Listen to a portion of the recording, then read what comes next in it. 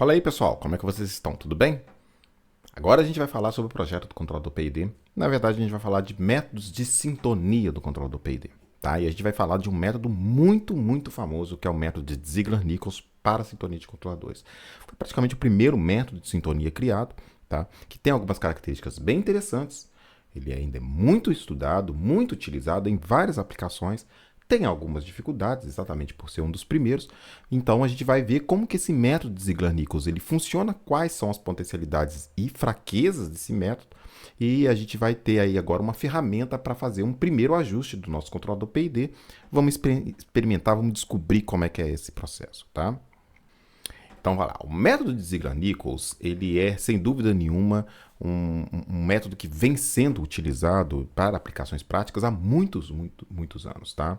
O método de Ziegler-Nichols foi um método que foi criado em 1942 e desde então ele tem sido utilizado em várias aplicações, inclusive para controladores autossintonizáveis ainda hoje. Obviamente, muita coisa nova apareceu para resolver os problemas do ajuste do método de Ziegler-Nichols, tá? Como a gente vai ver. Entretanto, dada a facilidade e dado o apelo prático que essa metodologia tem para ajustar o controlador PID empiricamente, na prática, tá? Ainda hoje ele tem uma certa importância em termos práticos, tá? Então é por isso que a gente vai estudar ele aqui. Bom, antes de a gente falar do método de sintonia de Ziegler-Nichols, é importante a gente falar de aproximação de sistemas de ordem superior por um modelo de primeira ordem com atraso de tempo, tá? Então, basicamente, o que a gente está tentando fazer aqui é o seguinte, me permita passar para a próxima figura, é tentar pegar uma resposta do sistema como essa, por exemplo, supondo que eu apliquei um degrau nesse sistema, tá? E eu vou obter uma resposta como essa, tentar aproximar essa resposta por um modelo de primeira ordem mais atraso de tempo, tá? Então, seria uma aproximação, que eu tenho o ganho da aproximação, tá? TS mais 1, que é exatamente a constante de tempo desse sistema de primeira ordem que eu estou usando na aproximação, mais um atraso de tempo, tá? Então, muitos métodos de sintonia, eles vão partir de pegar a resposta do seu sistema, tentar aproximar essa resposta desse sistema por um sistema de primeira ordem mais um atraso de tempo, ou um sistema de segunda ordem mais atraso de tempo, ou seja, pegar essa resposta e tentar converter num sistema nesse formato, e com base nos parâmetros desta aproximação, a gente usar certas regras de sintonia que vão dar para a gente o valor dos ganhos do controlador PID. Tá? Então, aqui no método Ziegler-Nichols, a gente vai usar esta aproximação, que é a aproximação de um sistema de primeira ordem com atraso de tempo. Note esse termo, E elevado a menos Ls, tá? Em que L é exatamente o atraso de tempo deste modelo do sistema. Tá? Bom, como que a gente faz para obter esses parâmetros? Né? Aqui está uma regrinha, eu vou enunciá-las para você. Tá? Então, vamos supor que inicialmente eu tenho um sistema que ele tem uma resposta sobreamortecida, com aquele aspecto em S, né? Que ele começa com a barriguinha para cima e que depois a resposta converge para o valor final, né? Que seria exatamente a resposta que a gente está vendo aqui na figura. Como que a gente faz para obter um modelo de primeira ordem com atraso de tempo para esse sistema? Basicamente é o seguinte, a gente vai pegar o valor final, o valor estacionário, supondo que eu estou colocando um degrau e que o sistema é estável, obviamente, né? Eu vou dar um degrau na entrada, eu vou coletar esse valor final e esse valor eu vou fazer uma reta passando por esse valor final, dando origem para mim ao valor K. Obviamente, aqui eu estou imaginando que o degrau, eu estou dando um degrau de amplitude 1, né? Então, obviamente, isso aqui é um K, essa figura é uma figura do livro do Ogata, né? Então, naturalmente, esse valor K aqui, ele só ocorre se o valor for unitário na entrada, né, para o degrau. Obviamente, se for um degrau 2, né, eu vou chegar aqui ao valor 2K, né, mas o que me interessa é o valor absoluto do K. Né? Então, eu tenho que só tomar este cuidado na hora de apurar o K para fazer isso em relação ao valor da amplitude que eu coloquei na referência. Então, se eu coloquei a referência 1, obviamente, esse valor de convergência aqui vai ser o K que eu vou usar no meu modelo. Se eu colocar um degrau de amplitude 2, isso aqui vai ser 2K e eu preciso usar o valor de K, tá? O valor deste ganho estático da entrada para a saída. Tá?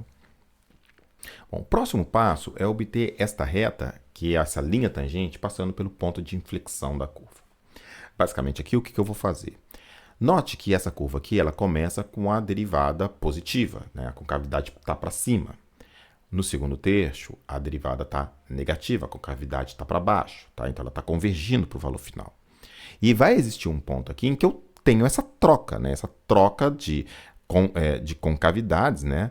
É exatamente esse ponto em que vai haver a troca da tendência da derivada, tá? Esse vai ser o ponto de inflexão dessa curva. E aí, uma vez que eu obtiver esse ponto de inflexão, eu vou calcular a reta tangente a este ponto na curva S, tá? Então, essa reta tangente, eu vou estendê-la, vou prolongá-la até ela encontrar a reta do K, né? A reta paralela ali ao tempo que dá origem ao valor do K, né? Que é essa reta aqui. E vou estendê-la também até o eixo do tempo, tá? E aí, o valor de t, que vai ser exatamente a constante de tempo do meu sistema de primeira ordem, ele vai ser o tempo entre o toque dessa reta tangente na reta do tempo, né, no eixo do tempo, até o cruzamento dessa linha tangente com o eixo do K. Tá legal? Então, vai ser exatamente esse tempo daqui até aqui. E o atraso de tempo do meu modelo de primeira ordem com atraso de tempo, obviamente, vai ser o tempo entre o instante em que eu comecei o ensaio até o toque dessa linha tangente com o eixo do tempo. Tá? Então, é assim que eu coleto os 3 valores que eu preciso para obter uma aproximação de primeira ordem com atraso de tempo para essa curva em S. Traço uma reta que pega o valor final, apuro o valor do K. Passo uma reta tangente ao ponto de inflexão desta curva em S, que é exatamente aquele ponto em que a derivada ela muda o aspecto dela. Passo essa reta tangente, apuro o tempo entre o toque dessa linha tangente com o eixo do tempo até o toque dessa linha tangente com o eixo do K. Isso vai ser o meu constante de tempo do meu modelo de primeira ordem com atraso de tempo. E o atraso de tempo, o valor do atraso de tempo L, vai ser a distância, né? O tempo entre o início do ensaio e o toque dessa linha tangente com o eixo do tempo. Tá? Muito bem, isso é muito comum, tá? Então, é muito comum a gente fazer essa aproximação e usar essa aproximação para fazer estudos de sintonia. Então, muitos métodos de sintonia que foram e continuam sendo desenvolvidos ainda partem de algum tipo de modelo de primeira ou de segunda ordem com atraso de tempo, tá?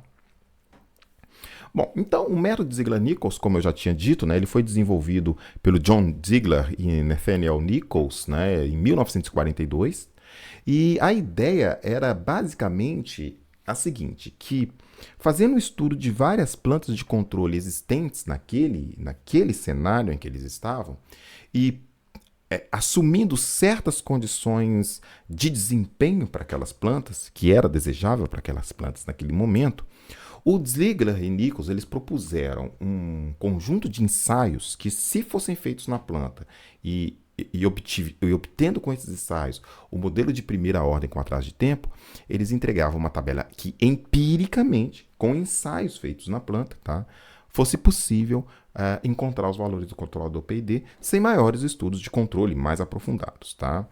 Então, essas técnicas de sintonia elas tiveram um impacto muito grande e ainda tem, porque elas permitem com que a gente ajuste os ganhos do controlador PID sem um estudo de controle, um estudo de modelagem, um estudo, enfim, de engenharia de controle muito aprofundado. Então, isso teve um impacto prático muito grande. Tá? E esses métodos, como eu estou colocando aqui, eles têm sido desenvolvidos, aperfeiçoados ao longo do tempo. Hoje tem métodos muito melhores do que o do Ziegler-Nichols, tá? Mas a gente vai aprender esse primeiro método aqui, porque por ser o primeiro, ele traz consigo muitas das ideias que os outros métodos também aplicam, tá? O método de Ziegler-Nichols, ele tem 2 versões.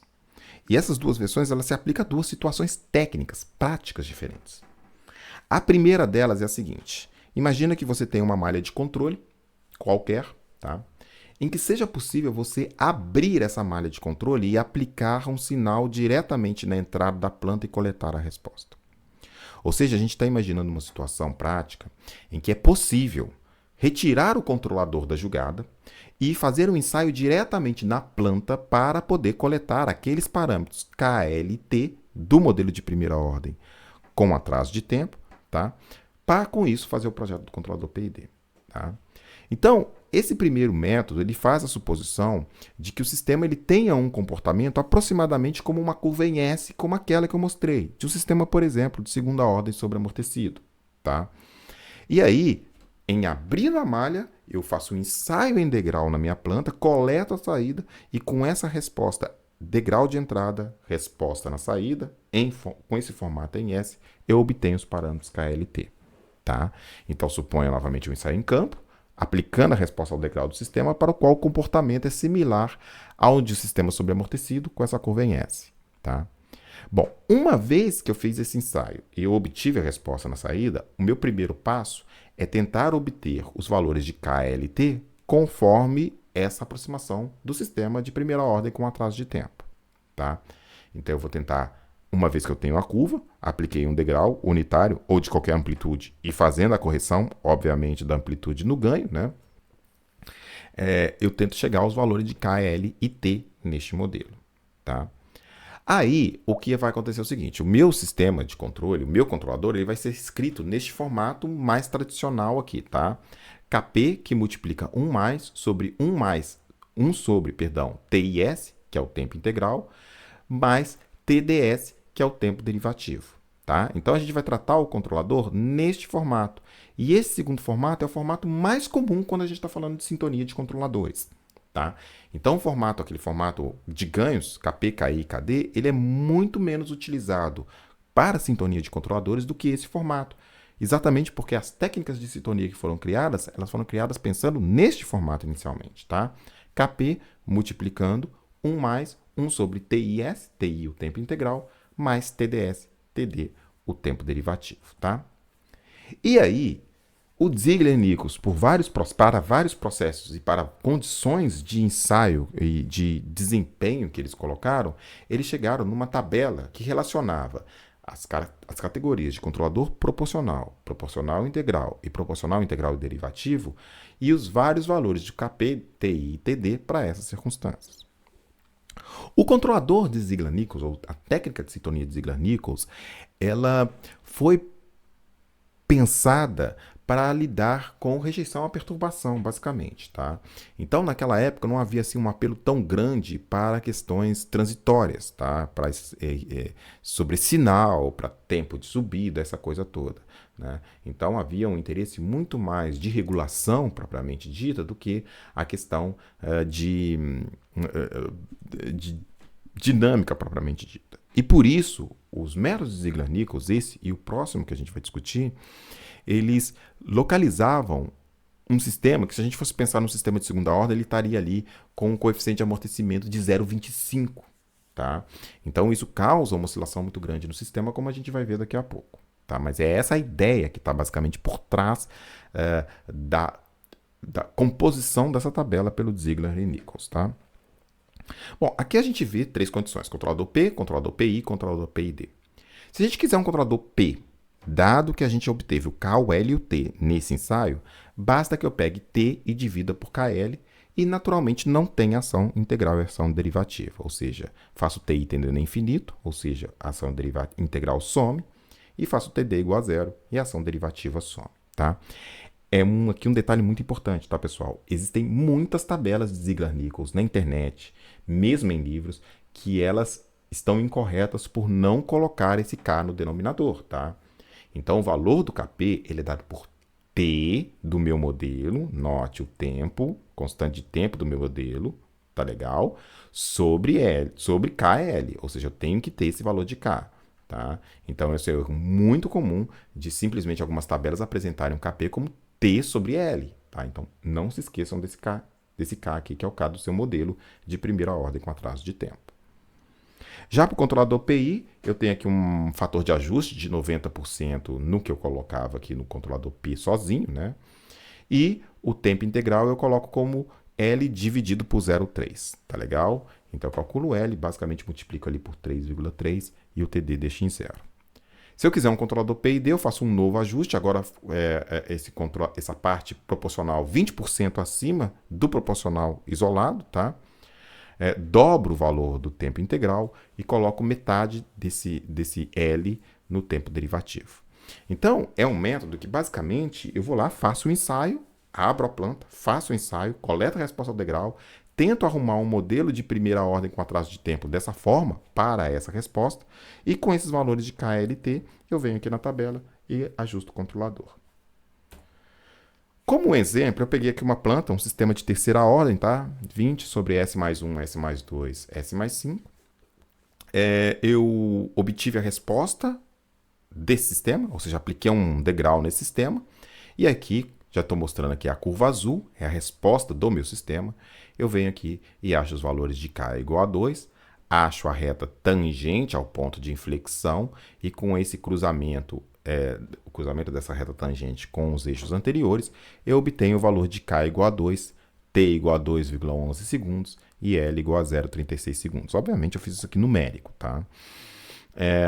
Ao colocar isso no modelo de primeira ordem com atraso de tempo, eu obtenho uma resposta como essa aqui, tá? Então você vê que a resposta claramente tem um atraso de tempo, ela fica ali 0,36 segundos antes de responder, e aí quando ela responde com esse ganho de 2 e com essa constante de tempo de 2,11 segundos, tá? Usando esses KLT que eu acabei de mostrar e aplicando isso na tabela PID, eu obteria esses valores aqui de KP, de TI e de TD, tá? E aí, fazendo uma simulação em malha fechada para um degrau unitário na referência, tá? Com esse controlador e com a planta real, eu vou ver o seguinte, que a minha curva azul, ela antes era isso aqui, tá? Então, essa curva azul é exatamente a resposta do sistema em malha aberta, degrau, saída. E aqui eu tenho a resposta do sistema em malha fechada. Então você note que o erro estado estacionário, como esperado, ele foi para zero, tá? O sistema convergiu para o valor da referência, mas aqui no caso a gente está com um sistema que ele tem quase 50%, tá? de sobressinal. Então esse é um efeito colateral do método Ziegler-Nichols. Ele é um método que ele dá para o sistema um fator de amortecimento muito baixo. Então o sistema tende a oscilar bastante, atingir altos valores de percentual de sobressinal, tá? Bom, o primeiro método de Ziegler-Nichols, ele tem um inconveniente muito grande, que para fazer o ensaio, eu preciso fazer o ensaio para obter a curva entrada e saída. Dou um degrau na referência, dou um degrau na entrada, perdão, e coleto a saída. Então, mas eu preciso abrir a malha de controle para fazer isso. E isso muitas vezes não é desejável ou mesmo não é possível se o sistema, por exemplo, for instável, tá? O segundo método, a segunda versão do método Ziegler-Nichols, ele visa exatamente tentar contornar este problema. E ele tenta contornar esse problema da seguinte forma: será que eu não consigo propor um ensaio em que eu possa obter os parâmetros para ajustar o controlador com o sistema em malha fechada, durante um funcionamento em malha fechada? Então, o segundo método de Ziegler-Nichols, ele visa exatamente tentar criar um método de ajuste do controlador usando o sistema em malha fechada, tá? Esse método, obviamente, é muito mais desejável, né, quando eu não posso abrir a malha de controle, seja porque o sistema é instável, seja porque eu tenho alguma restrição técnica, física, comercial, enfim, para abrir a malha, tá? Bom, o segundo método de Ziegler-Nichols, ele parte do seguinte pressuposto, de que eu consigo instabilizar o meu sistema por ganho. Isso significa o seguinte, que o meu sistema está em malha fechada, eu zero a ação integral, eu zero a ação derivativa. E eu consigo arrumar um ganho Kp em que o sistema passa de uma condição de instabilidade para uma condição de estabilidade em malha fechada, tá? Então, esse método ele se aplica especialmente ou unicamente nesses casos em que eu consigo pegar a malha fechada e, por intermédio unicamente do ganho proporcional, eu passar de uma região de instabilidade de malha fechada para a estabilidade de malha fechada, tá? Note que se isso não ocorrer, naturalmente eu não vou conseguir aplicar o segundo método de Ziegler-Nichols, tá bom? Qual que é a ideia, então, do método? Inicialmente, o sistema de controle está em malha fechada, tá? Ele está funcionando, só que eu zero a ação integral e a derivativa do meu controlador. Deixo apenas o proporcional. E aí eu vou ajustando esse ganho proporcional até o sistema cruzar esse limiar de instabilidade. Tá? Então o sistema está estável, eu vou lá, eu vou mexendo no ganho proporcional, ele vai começar a oscilar cada vez mais, mas ainda convergindo, até o momento em que ele entra numa oscilação não amortecida. Então ele começa a oscilar e essa amplitude da oscilação não cai e nem sobe. Se eu continuar mexendo no ganho, ela entra na instabilidade e essa oscilação aumenta. Então a ideia é ir ajustando esse ganho proporcional até que o sistema oscile. Fique oscilando com amplitude, né, uma oscilação sustentada, tá? Uma vez que eu chegar nessa oscilação sustentada, eu vou coletar esse valor de ganho que eu cheguei nessa oscilação sustentada, vou dar para esse ganho um nome de ganho crítico, e eu vou, obtendo a resposta da oscilação, eu vou medir qual que é o período da oscilação. Qual que é o período em que eu vou ter essa oscilação sustentada, que eu vou chamar ali de período crítico. Então, eu vou fazer um ensaio na planta, no sistema em malha fechada, e vou ajustando esse Kp até eu oscilar. Na hora que o sistema oscilar, eu coleto o valor de ganho que eu fiz necessário para fazer com que o sistema em malha fechada oscilasse e meço o período dessa oscilação. Tá? Com esses dois valores, o Ziegler e Nichols propuseram uma outra tabela que leva em conta os mesmos requisitos de desempenho do primeiro método. Ou seja, não há diferença de desempenho do primeiro para o segundo método. Só há diferença na metodologia para obter o controlador. No primeiro caso, eu preciso abrir a malha e aplicar um degrau na entrada da planta e coletar a saída. No segundo método, eu faço isso em malha fechada, apenas zerando o ganho integral e o ganho derivativo, né? E ajustando o controlador até haver essa oscilação. Coleto esses dois valores e aplico nessa tabela que está aqui, tá? Que eu também tenho a versão, naturalmente, caso eu queira apenas um controlador proporcional para essa planta, proporcional integral, proporcional derivativo. Então, no caso proporcional, eu pego simplesmente metade do valor do ganho crítico, tá? E zero a ação integral e a derivativa. Para o controlador proporcional integral, eu coloco 45% desse ganho crítico e pego o período crítico dividido por 1,2 como valor do tempo integral, tá?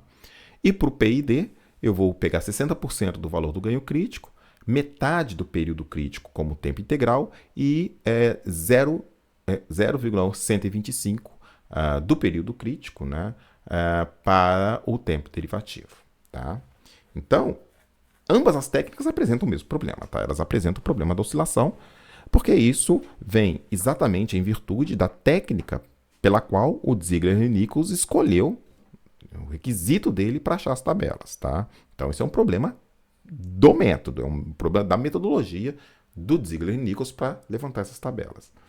Entretanto, isso abriu margem para todo um outro jeito de fazer controle.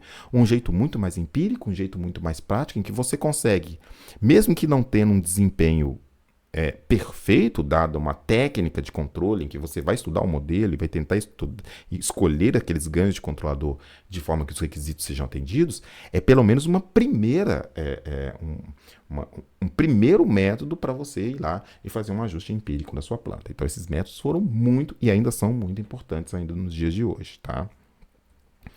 Aqui eu peguei aquele mesma planta como exemplo, tá? 20 sobre S mais 1, S mais 2, S mais 5.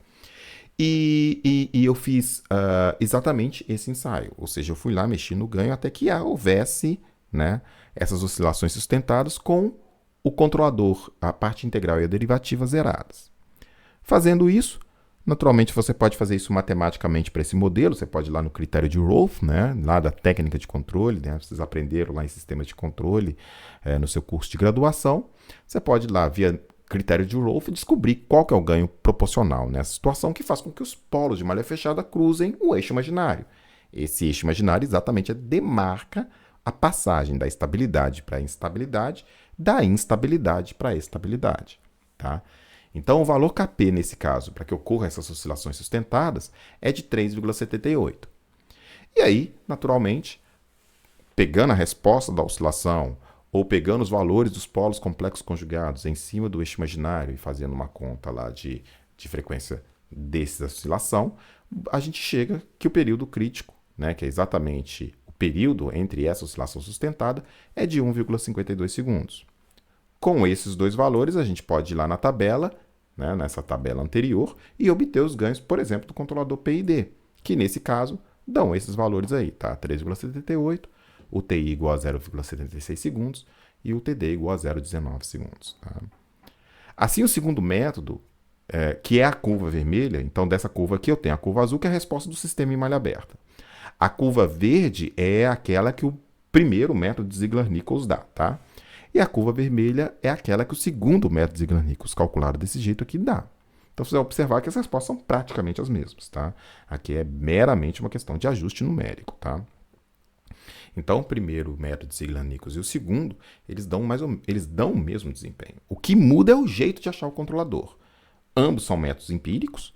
Um usa o sistema em malha aberta, ou seja, eu tenho que abrir a malha e achar um modelo de primeira ordem com atraso de tempo para ele. O segundo, eu já posso fazer um ensaio em malha fechada, tá? Isso é muito conveniente em muitos casos. E aí eu vou obter o valor do ganho que faz com que aquela malha oscile e o período de oscilação daquele sistema, tá? Bom, esse é o método de sintonia de Ziegler-Nichols, muito importante, muito aplicado, ainda hoje. Tem muito controlador PID que ainda embute nele alguma versão, mesmo que traz alguma menção ao método Ziegler-Nichols, tá? É um método muito simples, mas ele tem problemas, tá? Ele é um método que faz com que a resposta do sistema oscile demais. Tá? Mas como um primeiro método empírico para projeto de controlador, ele tem uma validade técnica muito grande, tá bom? Muito bem. Então, com isso, a gente deu uma olhada agora no método de sintonia de Ziegler-Nichols e a gente vai continuar nos próximos vídeos ainda falando de controlador PID. Algumas coisas muito importantes, como outros métodos de sintonia, como que eu faço um controlador que ele é autossintonizável, ou seja, ele se sintoniza sozinho, tá? Então, isso aí é o assunto para os próximos vídeos, tá bom? Muito obrigado pela atenção. Valeu, até a próxima. Tchau.